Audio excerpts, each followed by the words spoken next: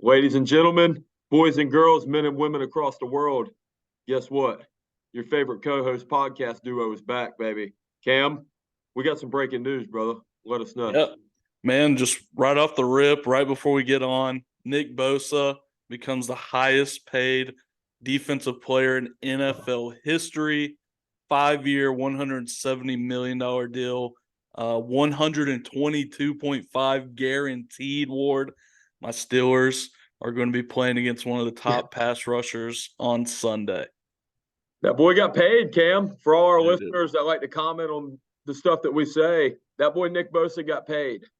Good for him. Ohio State proud. I wish there was another Ohio State defensive end, a.k.a. Chase Young, that would step up to the plate and do something. But anyway, Nick, good for you. The Fat Katz are with you, brother. Congratulations. Yep. Congrats, Nick. Can't wait to kick your ass week 1, baby. That's what I like to hear. But as Ward said, man, episode 23 coming in hot.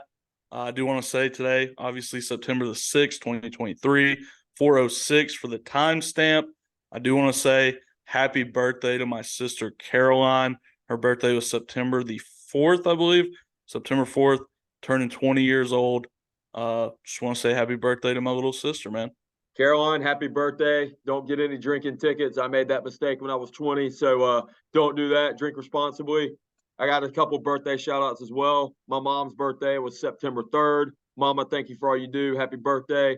Then my boy and a big listener of the pod, Daniel Benson, Deej, his birthday was on September 1st. So, Daniel, happy birthday, brother. The Fat Katz are with you. My mom, Caroline, Daniel, happy September birthdays. Happy birthday to Mama Wade, and happy birthday to Dan the Man as well, man. Dude, Cam, we're coming off Labor Day weekend, long 3-day weekend, as you know, as a working man. When there is a 3-day weekend, those 4 days of the next work week are busy. Tell me about it, brother. How was it? How was the weekend? Yeah, man, it was good. A lot of football got watched. I do have to, on the airwaves, just talk about how upset I am with Spectrum and ESPN. Thursday night, if anybody's a Spectrum user, right as the Utah kicker put his hand up to go for the kickoff, Spectrum goes out, drops ESPN, can't watch the game. I had some phone calls with Spectrum and ESPN on Friday morning. As you should. Spectrum is in my bad graces right now. I understand why ESPN did it. Spectrum, you guys are pieces of garbage, man. I pay for Spectrum more to watch ESPN. I'm equally as mad at ESPN though, because I pay $10 a month for ESPN Plus. ESPN Plus, exactly. And I couldn't even use it. So those two, man, they're on my bad list right now.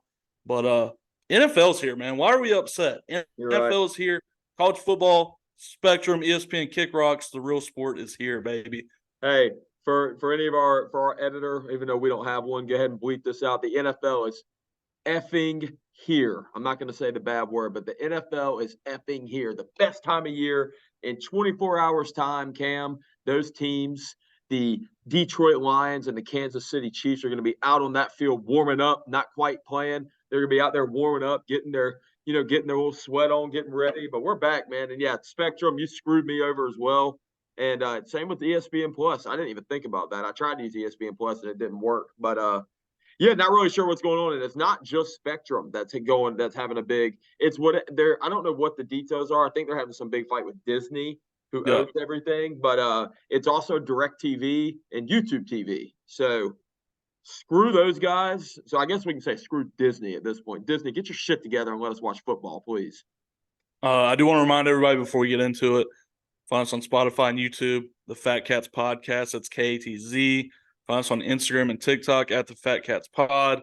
We're at 96 subs on YouTube, Ward. We're going to start the TikTok. We're going to do a little bit different on the TikTok. Instead of just posting clips, we're going to actually start doing some stuff on the TikTok. We need to. So yeah, I've been slacking on the TikTok, man. I'm sorry. We're going to get back on it. But yeah, 96 subs on YouTube. Might be doing a giveaway for 100. I don't know. You don't know. Getting up there.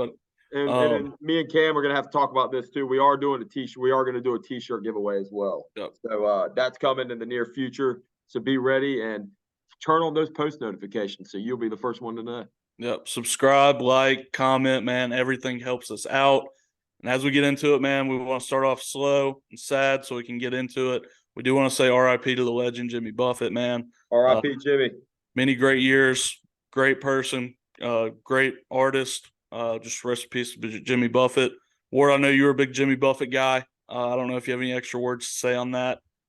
Legend. It's a sad to see him go, but he went out on top, and he will be a legend forever. There was a lot of beers, there was a lot of whiskey, a lot of tequila, a lot of vodka. Q came up, the what? All that was drank for you this weekend, Mr. Jimmy. So RIP, and Cam, let's have a podcast, brother. Let's do it, man. First favorite and forgotten for episode 23 here. I think everybody's going to have the same first in this world. Yeah. But Ward, I'm going to let you go ahead and kick it off here with your first favorite and forgotten, man. I'll go ahead and speak for the silent majority. The first is Michael Jordan, the second greatest player of all time. Yep, same here. MJ, LeBron's a close second, but with the number changes, MJ, LeBron, two greatest players of basketball of all time. You know, whatever order you have them in is whatever order you have them in, but those are the two. Ward, who's your favorite?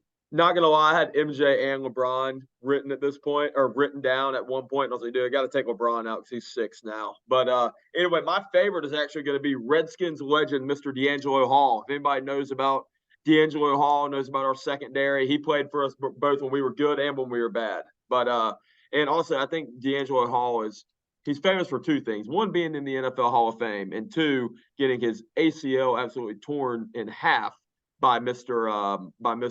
DeAndre Hopkins when what did he say? I'm a grown ass man, boy. Yep. I fear God, homie. I fear God.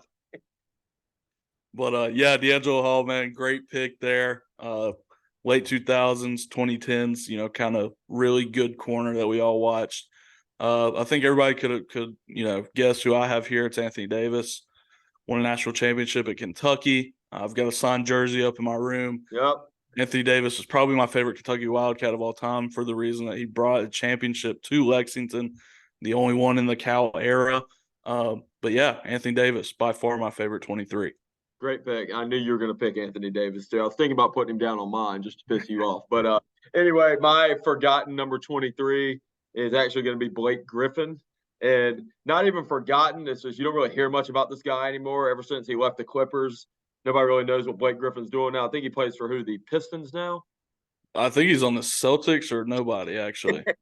He's starting to get like, who can I compare him to? I can't compare him to Shaq. Shaq's been on a lot of teams, but you can't compare Blake Griffin to Shaq. Jamal Crossover. There he is. Jay Perfect. Crawford. Yeah, Jamal Crawford. Been on a lot of teams. So, Blake Griffin, your 23 is forgotten, my friend. Yeah. I think the most forgotten thing about Blake Griffin that's like great is that one season he had in Detroit where he was like first team All-Pro award. Like I did not know that. The guy was awesome in Detroit first season and then just decided he didn't want to play basketball anymore. All the power to him, man. He's got all the money in the world. I got to look up who he plays for now.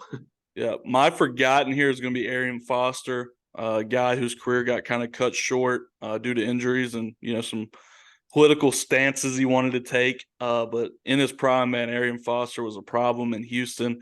And, now he's a podcast host. So Arian Foster is going to be my favorite or forgotten.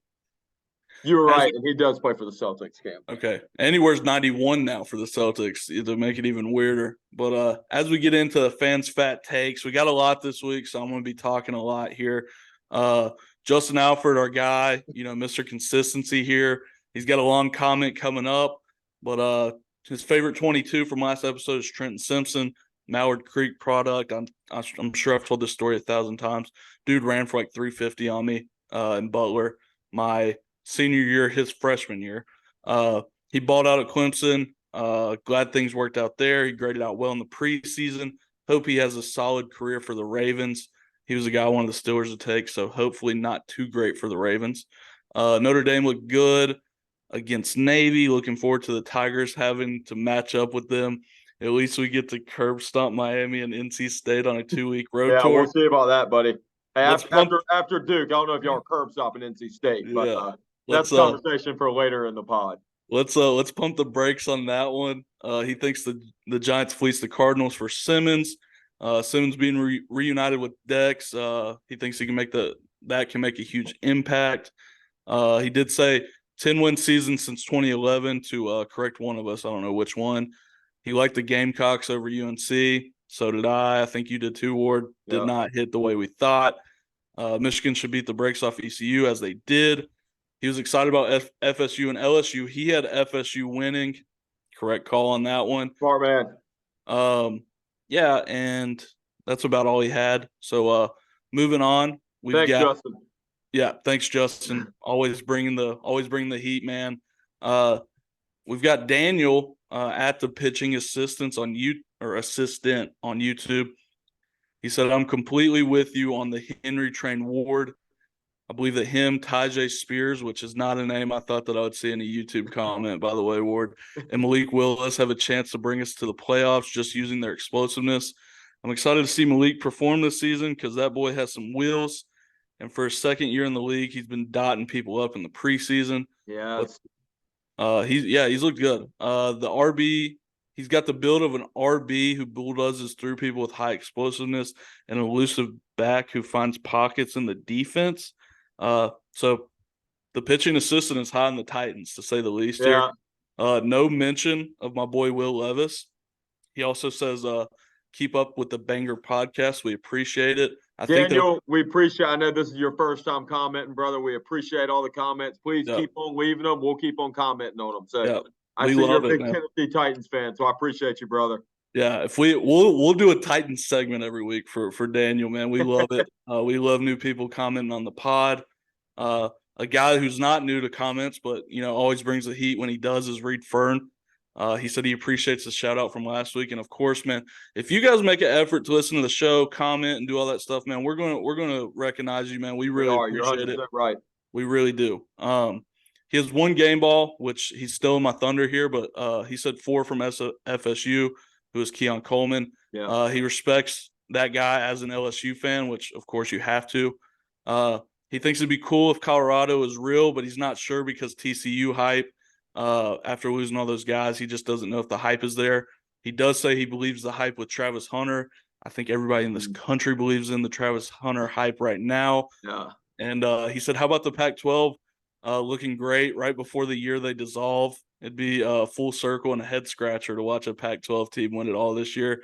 I don't know if we're going to see a Pac-12 team win it all, but to go 13-0 in the first 2 weeks or very possible. Yeah. And he does have a hot take for us, Ward, and I want to get your opinion on this.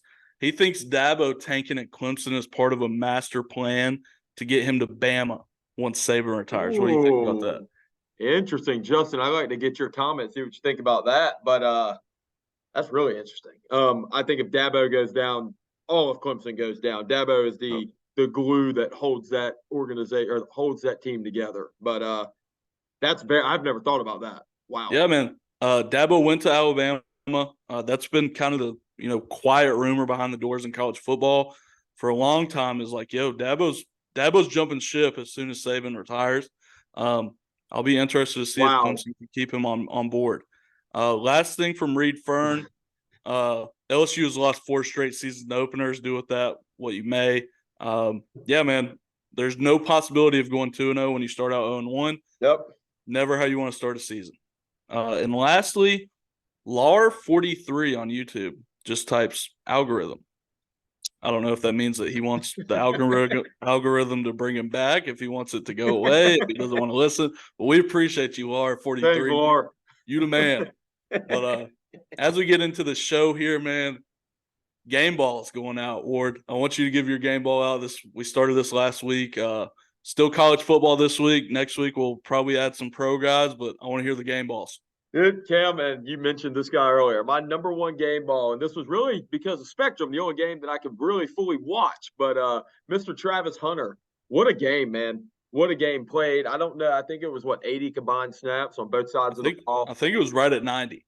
Insane, dude. I mean, this guy was you want to talk about a difference maker in a ball game? This guy looked like that one D1 stud commit at a high school team that you could tell doesn't need to be there. It's just playing. It's just a man against boys. But no, Travis Hunter had 11 receptions, and he also had a touchdown on offense. Don't have how many yards, but he also had an interception on defense. He had 5 solo tackles on defense as well. He should have had 2 interceptions. He dropped 1.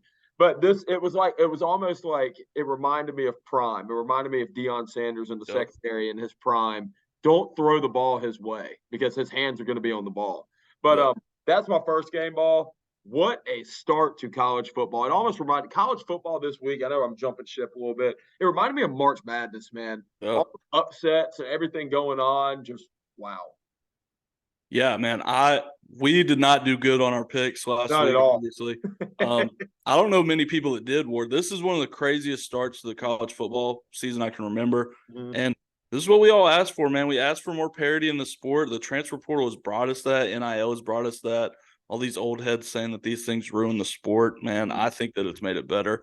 On your point, Travis Hunter, dude might be the best cornerback in the nation, and he's out there getting 40 to 50 snaps on offense, man. The dude is incredible. My game ball is going to go to Keon Coleman. We kind of touched on him earlier. Very well deserved. 9 receptions, 122 yards, and 3 touchdowns in his FSU debut. Again, this was the number 1 receiver transfer from Michigan State. But Keon Coleman, man, made his footmark, or I don't even know he made his imprint on the game here big time. His footprint. His imprint on Florida State. I will say for Keon too, anybody that looks at a top 10 starting defensive back, looks at your quarterback and does this on the 20-yard line and says, throw it up to me, and then mosses him in the end zone and scores, that's a man playing against boys. That's a man playing with boys too. So that's like some Megatron days or some prime DeAndre Hopkins days. But hell of a pick, Cam. Hell of a game ball. I want to say real quick, I don't know. The guy he caught the ball on, his name's Major Burns. He's a safety for LSU. Have you ever seen a safety wear a neck roll, Ward? I have not. No. He had like the old school Not cowboy like collar. The 70s. Yeah, he had that old school cowboy collar. I saw Vince Williams, who used to play for the Steelers, tweet, "Man, if I see a safety with a neck roll, I'm throwing it at him every time." Yeah, well, that your first tale is his name is Major. But anyway, Major, take off the damn neck roll. But anyway, my next game ball is going to go to Jordan Travis, Florida State quarterback, looked electric, who is actually Cam's Heisman dark horse this year. But look, I don't have his stats put up in front of me. I believe he threw for 4 touchdowns, and he beat the hell out of LSU. So way to make the ACC look good, and you got my next game ball, Jordan. Yep. 2 Travises from Wade there, if you guys didn't notice. I'm going to go a little bit of a different route here, man. I'm going to give my last game ball to Mike Elko. If you don't know that name, this is Duke's head football coach. Yep. The dude just beat Clemson. He got like a program-defining win in year 2, week 1. The guy's 10-4 at Duke, man. There's not too many dudes that step in that building and go 10-4. So, Mike Elko, I got a ton of respect for you. Got a ton of love for you for beating Dabo and those losers in Clemson, South Carolina. Mike Elko is getting my last game ball of the week. As we move into it, we got top stories, Ward. We already covered our boy Nick Bosa, but again, want to reiterate, highest paid defensive player in NFL history, Ward. But we got a lot of college football week 1 stuff to recap here. First game, we're going to kind of go in chronological order. Utah, Florida was our Thursday game. Somehow I finagled my way into watching every snap of this game. And it was exactly what we thought it was going to be, Ward. Utah won 24-11. It was never really even that close. Graham Mertz from Florida was very meh. Like, Florida didn't have anything that stuck out. And like I said last week, man, Florida hasn't stacked any talent in the trenches since Mullen was there. And it definitely showed, man. They got bullied by Utah. Bryson Barnes, the 3rd stringer, comes out in the first play of the game, throws a 70-yard touchdown, Ward. Obviously, you said you didn't really get to watch it due to our Spectrum, the weird stuff that's going on at Spectrum and Disney. But do you have any lasting thoughts from that week 1 game? I unfortunately got to watch this game a little too much than I wanted to, Cam, because this game was on at the same time as my NC State Wolfpack. And the Wolfpack kept pissing me off, so I'd look at this TV. I was at the bar watching it. So I had NC State right here, and I had Utah, Florida right here. So I get pissed off at NC State and look at Utah, Florida. But anyway, Utah's good. Either Florida sucks or Utah's good. Utah had 5 starters that didn't play in that game, and they beat the brakes off of Florida. So I think that was another reason. I don't know if that shows how much of a drop-off there is in the SEC this year or not, but Utah may be a little dark horse as well to come in and give USC a run for their money again. Well, actually, USC is a dark horse for Utah because Utah's a defending Pac-12 champion. But anyway, yeah, good for Utah. And Utah, I saw as well, they play, I believe they play Baylor, I want to say, this weekend. Oh, Yep. we'll get into that in a little bit. That's one of my locks. But Cam, tell me what you thought of Colorado, my friend. Man, I think everybody in this nation spent a segment on a podcast or talk show or whatever they had kind of downplaying Colorado going into this game, us included. Mm-hmm. Colorado, man, they showed they have the top end talent to win any football game.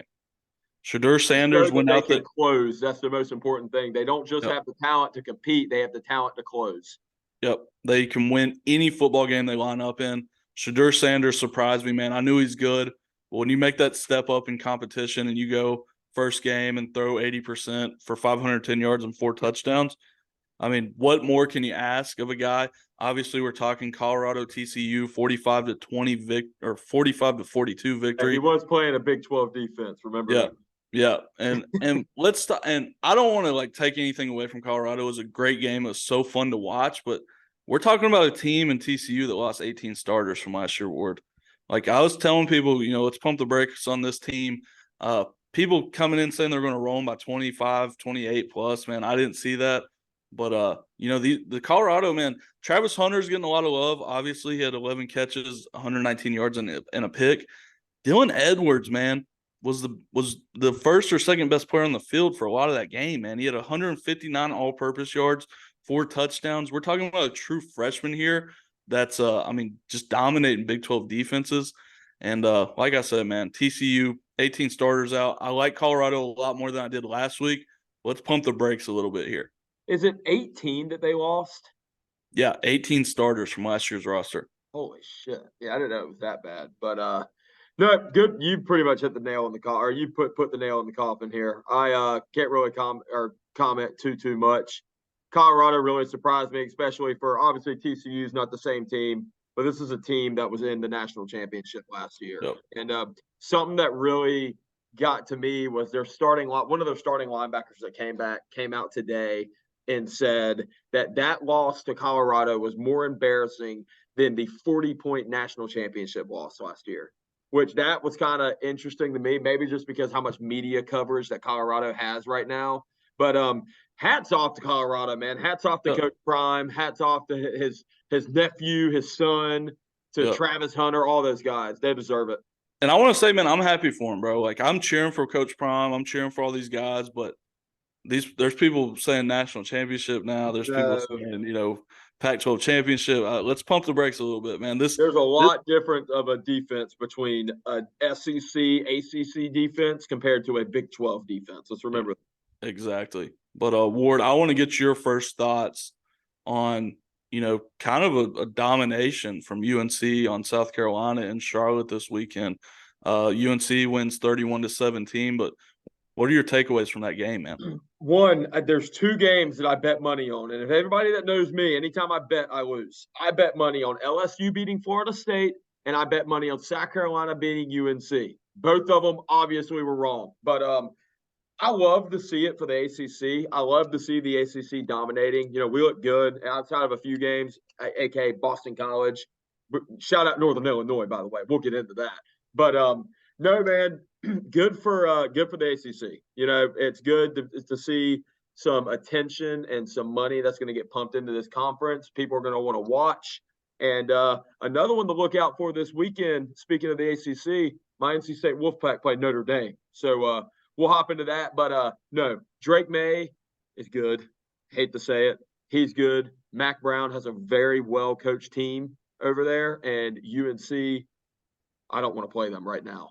Maybe later. Yeah, man. My takeaways from this game, I was expecting more from Drake May.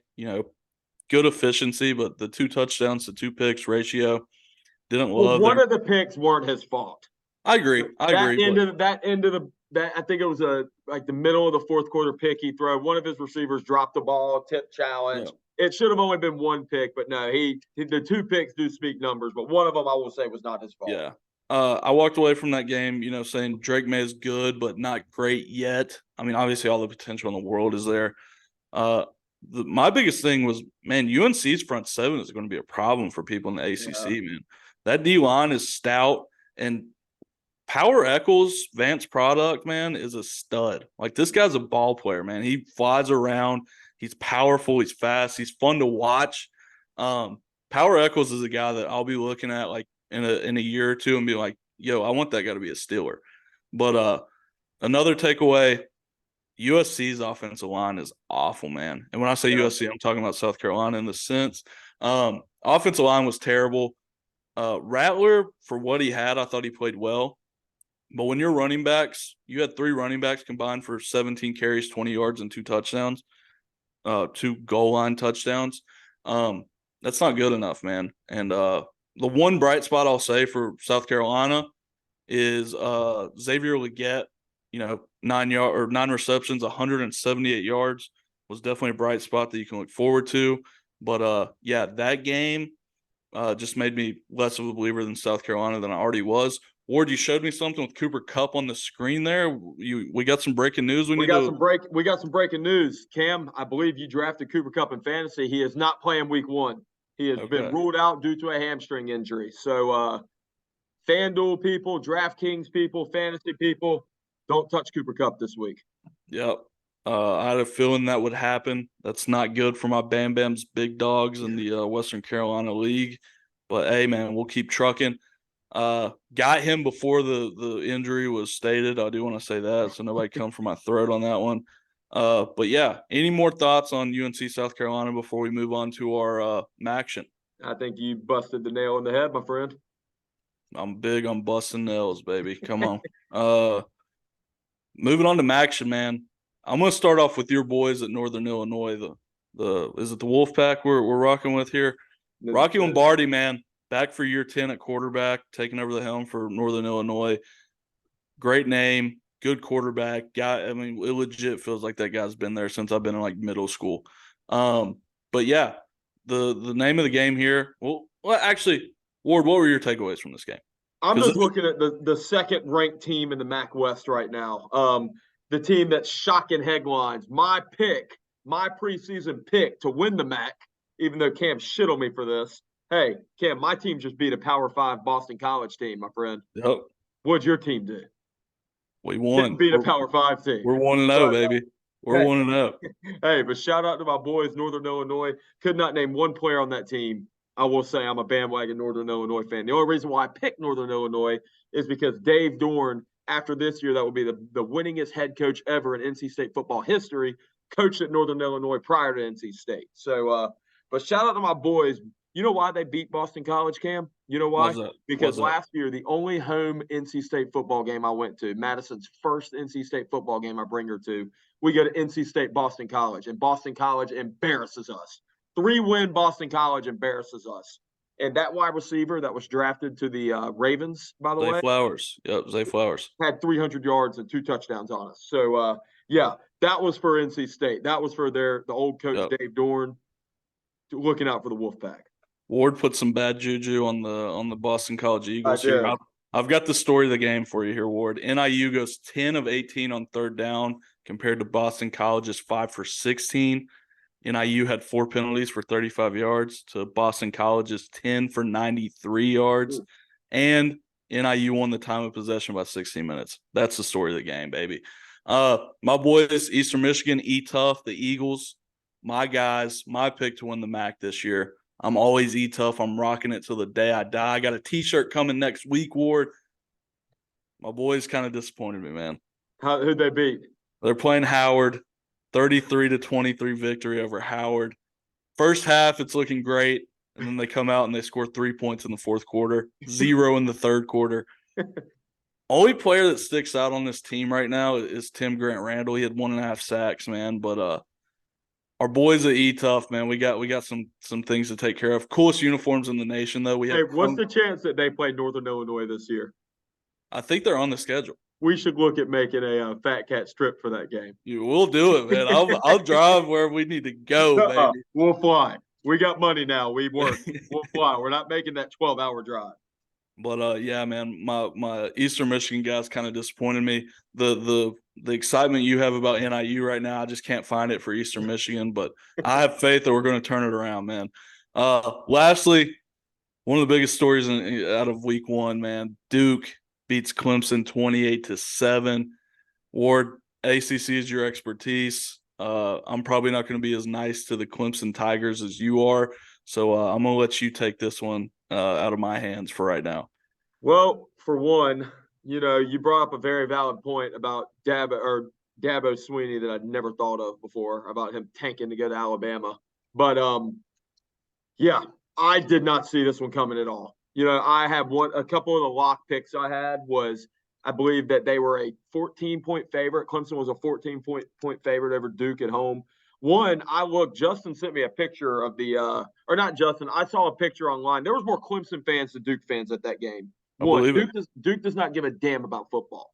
That's the biggest win in program history they've ever had. I think it's the first time they've ever beat a top 10 team, or top 10 team at home. But anyway, good for Duke, man. I'm not really sure what's going on with Clemson. I know it is week 1. There's a lot of football left to play. Clemson could come back and rebound, win out, and possibly go to get a college football playoff bid. But a lot of football left to play, Cam. Let's hear your thoughts.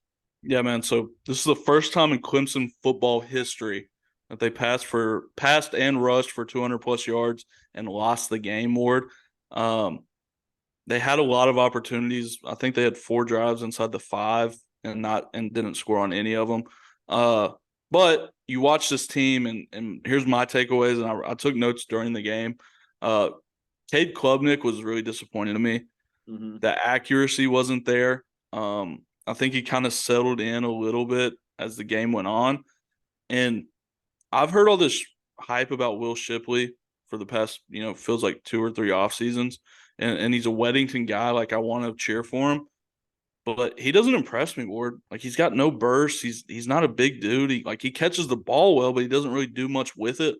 That's my thing on Duke, man. This is the first time I can remember, Duke lining up in the ACC and not having the best trenches in the game. Mm-hmm. Duke's offensive line and defensive line were better than Clemson's. I didn't expect that to happen. Mm-hmm. On the Duke side, Riley Leonard's an NFL prospect, dude. This guy was and is an NFL prospect at quarterback, and I think we need to start, kind of realizing that, when you put an NFL prospect on a Duke team like this, they can be good. Uh-huh. Last thing on Dabo, man, the game is passing by Dabo right now, and he needs to wake up to this. He just made the first outside hire in Garrett Riley, who is Lincoln Riley's little brother, if you guys don't know. And after the game, he's got quotes like, yeah, he's not running his offense. He's running Clemson's offense. Well, if you brought the guy in who just came from TCU, who just scored the most points in the nation last season, why the hell is he running Clemson's offense that DJU couldn't do anything in? Yeah. He's not using the transfer portal, Ward. The guy's taken 2 transfers in the past 3 years. I mean, you've got 5 guys going out, and you're bringing 2 guys in over the past 3 years. If you're not using the portal, you just want to die. And he's openly against NIL. Mm-hmm. What players want to come play for a coach who doesn't want them to get paid? I don't want to see Dabo go down. I don't want to see Clemson suck all the time. I don't like Dabo, but football's better when Clemson is good. Mm-hmm. But dude, you read these quotes post game, man. You see the stuff, and I've been saying it for years, man. If he doesn't start using the portal, they're not going to do anything. Yeah. And they're going to be like Boston College losing to Northern Illinois. Yeah, man. And you got guys like these coordinators, man. You're letting these coordinators go, and you're promoting guys from linebackers coaches. Mm-hmm. You're promoting guys from quarterback coaches. And then they come in and they stink, and you wonder why. These guys have never been coordinators, Ward. Yep. You're right. Dabo and Clemson need to take a good look in the mirror this week and decide if they want to be a legitimate college football team or if they just want to live in the 2010s. Mm-hmm. That's all it is. Justin, sorry for your loss, man. That's a tough loss to take, and I know it's a little bit harsh, but man, Dabo's. I hope you agree that, man, something's got to change here because it's not working right now. Yeah, you couldn't say it any better, Cam. Yeah, and that's our week 1 recap. Ward, I want you to go into your pack. They played first. I'm gonna let you go first. I think we both came away this week a little bit disappointed in our team, but I want to hear what you got to say on the pack. We looked rusty as hell, but I will say, to defend them, new quarterback, 8 new starters on offense, 7 new starters on defense. New quarterback, new OC. I've already said that, but it's week 1. Week 1 jitters are a real thing, ladies and gentlemen. We were on the road as well. We looked rusty, but at the end of the day, Cam, we got to win. A win is a win in college football. We are 1-0. We're moving on to week 2. Huge matchup this week. This is when we're really going to see what we're all about. There's going to be 65,000 people. The game, NC State Notre Dame, is already sold out. 65,000 people are going to be packed into Carter Finley. Not saying how many of those folks are going to be wearing that ugly ass green that Notre Dame wears, but yeah, it's going to be a game. Yeah, man. I watched most of that game. Obviously, new quarterback, and let's be honest, man, it's hard to get wins on the road in college football, no matter what level you're playing at. Obviously, UConn is an inferior opponent to NC State, but you walked away with a win. That's all you can ask for.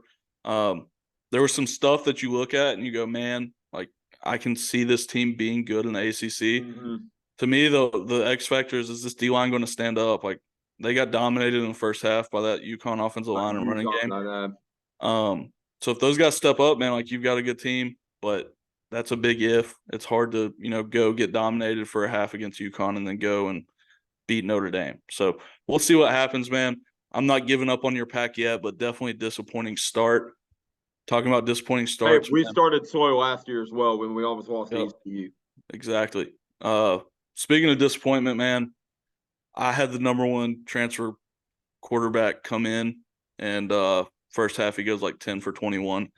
I think he's going to be good, and we're talking about Devin Leary and the Kentucky Wildcats here. Get a backdoor cover at 26.5 over. Man, I don't even remember who he played. Ball State, Pride of Muncie, Indiana. Ball State, we had a 26.5 point spread. We go out of the first quarter, Ward, down 7-3, come back and win pretty convincingly by 30 points. Devin Leary caught his stride in the second half. I think he was 9 for 10 with like 101 yards and a touchdown. Was he spinning the ball? He started spinning it. I think, when you watch that game at the beginning, they were hunting like a deep shot. Mm-hmm. They were hunting a splash play, and it just didn't come. But, we kind of settled into the run game. He got comfortable. You could tell he got comfortable. And, man, like when he's on, man, he can put it on a dime. So, like I said, backdoor cover for my Cats. And moving on to EKU next week, man, I'm still excited. Obviously, some stuff to clean up. But a name I want you guys to watch from this Kentucky roster is Trevin Wallace. The guy could very well be all ACC or all SEC at middle linebacker. The kid's a stud. But, yeah, Ward, I want to get into some NFL stuff here. But first, let's talk about the top of the ACC just dominating the SEC this week. UNC and Florida State we already covered, but big wins for the conference in the ACC. Made the ACC look really good. Yeah. Obviously the bottom didn't do so great, as we talked about Boston College. But some other ACC news real quick. We got Stanford, Cal, and SMU officially getting added. Stupidest thing in the world. Yeah, we've been talking about this for a couple of weeks, but it's official now. Stupidest thing in the world, but we digress. I think everybody knows our opinion on that. Mm-hmm. But as we get into it, Ward, Commanders week 1 preview, man, talk to me. Dude, I really think that we're going to look good this week, Cam. The reason why I say if anybody's been following that, we couldn't have asked for a better week 1 opponent, because if anybody has followed the Arizona Cardinals, they are falling apart, Cam. If anybody knows, they just signed what's his name? He played for Cleveland. Bald, Josh Dobbs. Josh Dobbs, yeah. Just signed Josh Dobbs last week as of 30 minutes ago, Cam. Right before we started this podcast, they announced Josh Dobbs as their official starter for week 1. Josh Dobbs does not know that offense at all. And he is going against arguably one of the best front 4 defensive lines in the NFL. So, and I don't know how good Arizona's offensive line is, but we have some dogs on the defensive line. So we're going to get pressure on him. I don't know how many games he's started in his career, but offensively, obviously this is Sam Howell's first big test.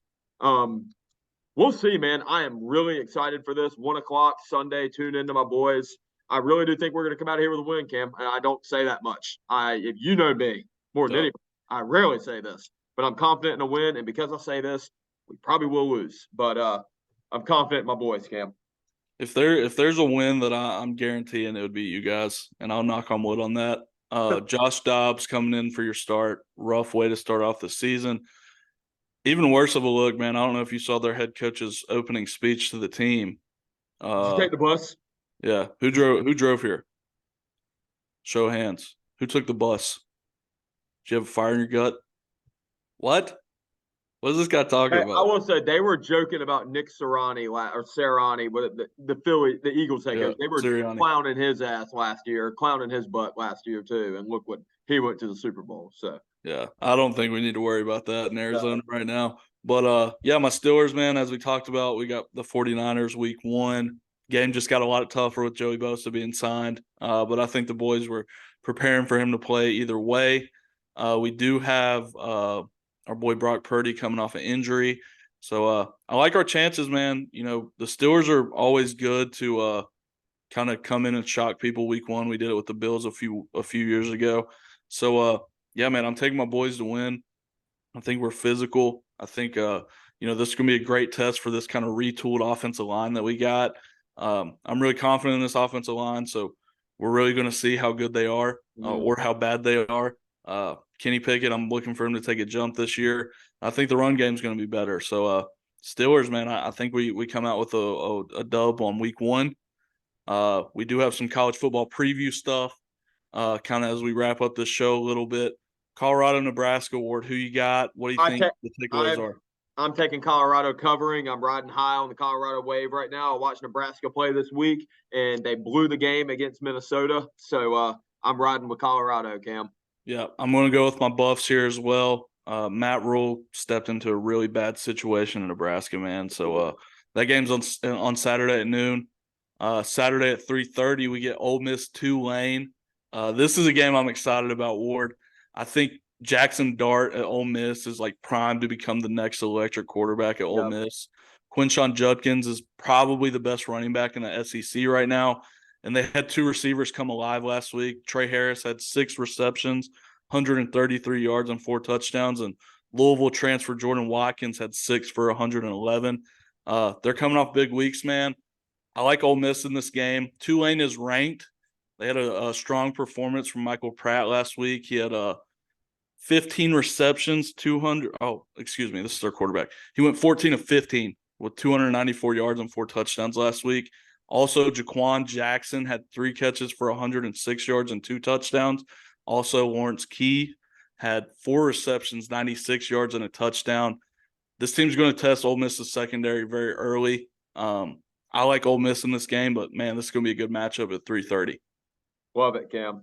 Love it. I am actually going to take Ole Miss covering. I think it's going to be a great game, but I just think Ole Miss, talent-wise, matches up too well against Tulane, and I didn't watch Tulane play this week, so Gotcha. I'm taking Ole Miss.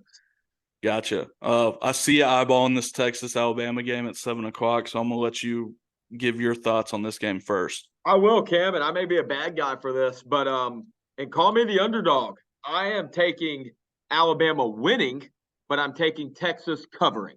And Cam, the reason why I say that, these guys played week 2 or week 3 last year, and Alabama won by 1 point. And you look at that Alabama team, they had the number 1 overall of NFL pick in Bryce Young, former Heisman winner Bryce Young. Alabama lost a lot of talent this year to the draft. They lost their starting running back. They lost their starting quarterback. You know, which wide receiver got drafted this year from Alabama? They have any of them get drafted? Or am I Not that I know. I don't think so. Well, anyway, Mechie. They had Mechie. Mechie got drafted, I think. Yeah, Mechie got. Well, anyway, so this team lost a lot of talent, man, and they have new replacements coming in. And Texas did nothing but get better over the offseason. They didn't lose many guys. They retained a lot of guys. So I do have Alabama winning. I'm not saying Texas is going to win, but if this was a -3 spread, I'd have Alabama covering. But since it is -7.5, I'm going to take Texas covering, but Alabama winning. Gotcha. I got 2 questions coming in this game. Can UT contain Jalen Milroe? He was electric last week. He was. He looked really good. I don't know how great Jalen Milroe is, but we're going to see if this Texas defense can, stop the leg. So he has to pass. And another question I have, man, is Quinn Ewers going to be able to take advantage of an Alabama secondary that struggled last year, and Alabama secondary this year that doesn't have Brian Branch? I think those are the 2 big question marks. I've got Texas winning this football game, man. I really think that Texas is going to be able to pull it out. I like their roster this year. I like the quarterback. I think Texas has the better quarterback this year, and that's why I'm going to go with Texas. Yeah, you better go throw some money on that, buddy. We do have a hard stop coming up here in a few minutes, so we're going to kind of breeze past some of this stuff. We do have an NFL Week 1 preview. Ward, tomorrow, NFL kicks off. Lions, Chiefs, 8:20. Who you rocking with? Who you like? What storylines are we coming out with that game? Travis Kelce, I'm not sure if he's going to play. Cam, I have absolutely no idea. This Lions team is really, really hyped up coming into the year. There's going to be a lot of Week 1 jitters. I want you. Actually, I'll go ahead and say mine. I have the Chiefs covering, and the reason why I have the Chiefs covering this game, they're a lot more experienced, and I know a lot of Lions fans. And if anybody knows the Lions, anytime they're overhyped, they underperform. So the Lions are very overhyped. I believe they're going to underperform in this game. Week 1 jitters. I have the Chiefs covering and winning. Yep. I think it's going to be weird without Kelce. They don't really have that many explosive weapons. Talking about the Chiefs, I am high on the Lions this year, but I'm going to rock with the better quarterback and the better coach, and that resides in Kansas City. Cowboys-Giants Sunday, the 8:20 game there. This is a two division rivals for you, Ward. Who you got? What are we thinking here for the Cowboys-Giants? Hate to say it, and I would never root for this team in my life, but I'm actually taking the Cowboys winning. I'm not sure what the spread is off the top of my head, but yeah, I don't think Dak Prescott's going to play good. But yeah, they might do okay on offense. I don't know. I hate both these teams, man. I like the Giants this week, man. Yes, I'll take the Cowboys. I don't know who's at home. It's in New York. In New York, okay. I'll still New ride Jersey. with the Cowboys. Yeah, New Jersey technically, but I'm gonna rock with the Giants, man. I think Saquon's on a prove-it deal. Obviously, I think he's going to be really good this year. I like the upgrades at the weapons for Danny Dimes. I think they finally bought in to go all in on that guy.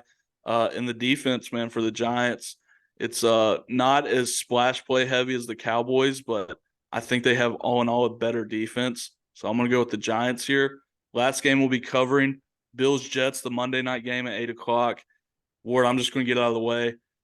Wheezy, Jets fan. I'm rocking with A-Rod and the Jets. My Uncle Wheezy here. I'm right with you, Cam. I'm a big Aaron Rodgers guy. I'm riding with the Jets. Jets, Jets. The best team in New York/New Jersey, by the way. Actually, the best team in New Jersey, not New York. But love it. We got big dog locks real quick. I'm just going to run through mine and not really give much context. EKU plus 31 against UK. Obviously, UK wins, but EKU has a former coach on Stoops' staff that is head coaching EKU. Don't think Stoops runs up the score on him, just out of respect. Steelers 49ers over under set at 41. I'm hammering the under. I think both of these defenses are too good to give up that many points with 2 second-year quarterbacks. Ole Miss Tulane over under set at 65. Hammering that over. I just saw Ole Miss hang 80 points, and I saw Tulane, who's got an explosive offense and 2 explosive receivers, 2 defenses that don't really impress me. A&M, I've got them covering the 4.5 points over Miami of Florida. The U, I like Petrino in this offense this year. You got Bobby Petrino as your OC, man. You're bound to put some points up. Mm-hmm. So I'm going A&M week 2 over Miami, 4.5 points. And then the Jets, like I said, man, I think they're going to win, but they're also getting 2.5 points against the Bills on Monday night. So I'm taking Jets in the points. Cool. Cam, I'm going to piggyback off of you, brother. I touched on this earlier, but now the spread is -7.5. But I have Notre Dame covering and winning that -7.5 spread over NC State. Only reason why I'm saying this, because every time I bet I'm wrong. So go Pack. But I also have Kansas City covering their -5 spread. I think Kansas City is going to go out and beat Detroit and cover that -5 spread, and also have Utah covering the -7.5 spread over Baylor. Baylor just lost to Texas State this past week, and I think Utah is far superior than Baylor. Yeah. UFC 293 on Saturday.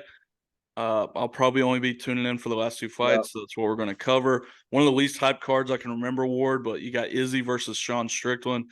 I'm rocking with Izzy, probably by like a 3rd-round knockout here. And then Tai Tuivasa versus Alex Volkov. I'm rocking with my boy Ty, West Sydney. Stand up, baby. I'm going Tai Tuivasa here. Hey, and timestamp-wise, guys, we will cover pet peeve, full plate. We'll get into all that next week. We do have to skip that this week. But I will say I'm going to ride with Izzy this week. I think Izzy is just – I love Sean Strickland, but I think Izzy's running with this week. And then I'm also going to jump with Ty as well, Cam. I'm with you on that bandwagon. I don't pull for the Russians. So. Yeah, love it. So, guys, we got real jobs, real lives, so we got to get out of here. But we appreciate you guys tuning in. YouTube, Spotify, Fat Katz Podcast, KATZ, Instagram, TikTok. Find us at Fat Katz Pod. We appreciate you. Ward, any closing remarks from you, my guy? Hey, we love you guys. Thanks for all the support. If you made it this far, I owe you a beer. Cam, love you, brother. Peace.